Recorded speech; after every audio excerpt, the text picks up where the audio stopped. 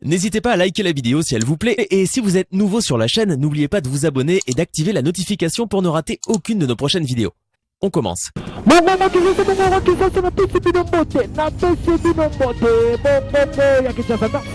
Na confiance ndenge muzakabili talaka biso na émission na biso Kongo ya Kinshasa na pesi bino mbote makasi tozolobela actualité ya Fati alobi ba Nyamurenge baza bandeko ya Congolais toko ya bapola bino le général Roger Malila na kati ya émission oyo Kongo ya Kinshasa aloba makabu ndenge ezali koleka réaction na ye mpona Felix ndenge alobi ba Nyamurenge bazali ba Congolais.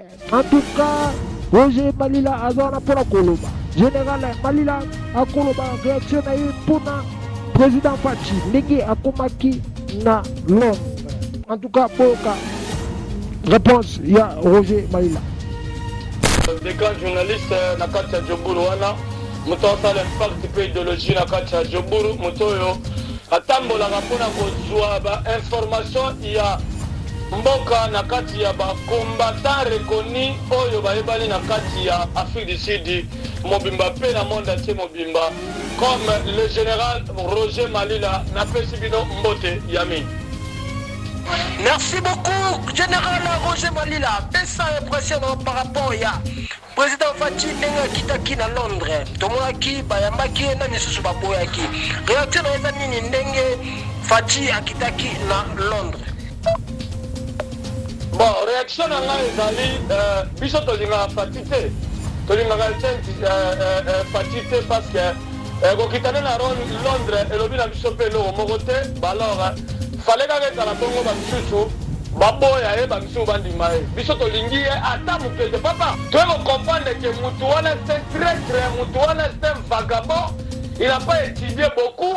On a dit mutu wana avana expérience mon côté. Donc voilà donc fallait que la ndengona humiliation wana ezala po donc ndeka ndengola parce que les Congolais biso to me meka na ndenga ki Congolais voilà donc ngakuna sepeli makasi na beteli ba oyo bana Londres maboko na ba oyo ba humilier na ba oyo ba insulter na ba oyo ceux qui ba société neni voilà na pesi bino mokako soit vraiment bon monde photo dans la parce que yé pouvoir mais ezala humiliation jusqu'à son mandat.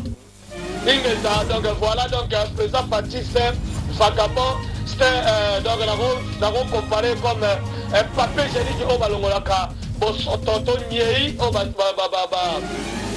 Babengi Angona Lingala.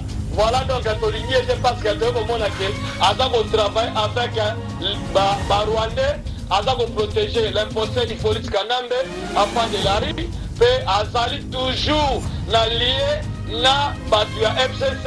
Toujours na mariage na batu ya cash na FCC voilà yango tolingi ete tolita komona ete tolingi ta komona mutu na yewana munene te lokola wingi 777 to mutu munene lokola kisimbi na mwasi na Denise Nyakura ya Rwandaise voilà donc mwasi oyo basi ko makayabu donc mwasi na Denise Nyakura makayabu à Londres donc basi ba Congolais à Londres ba sakati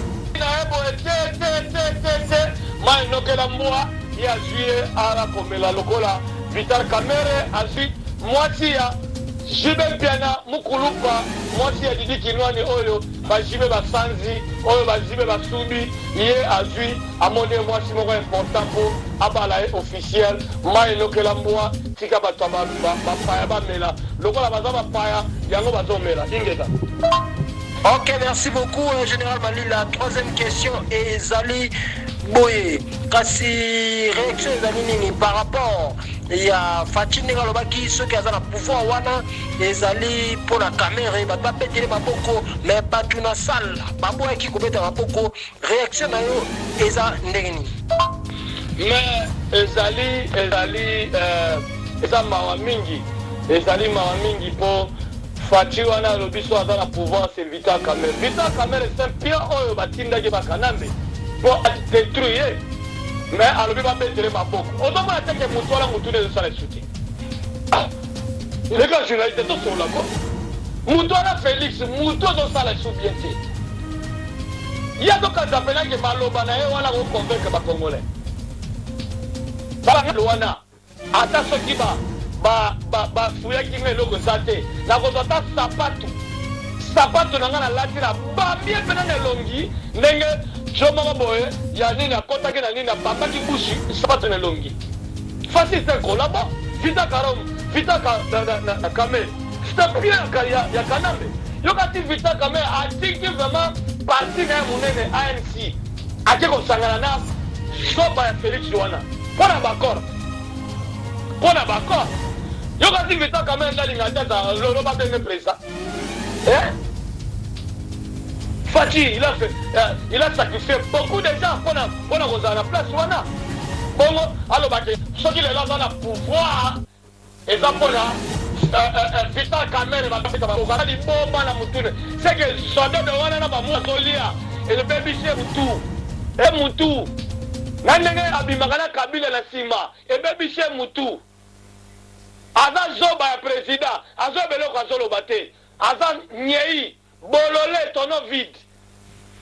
Asomba diplôme ya kosomba. Tanga président Zoba. Alors balika mumoko ba ba boule. Neba pe ngona na parlement. Soka lobika mubola parlement ba ba boya. Ada président ticket. Wala Zoba président.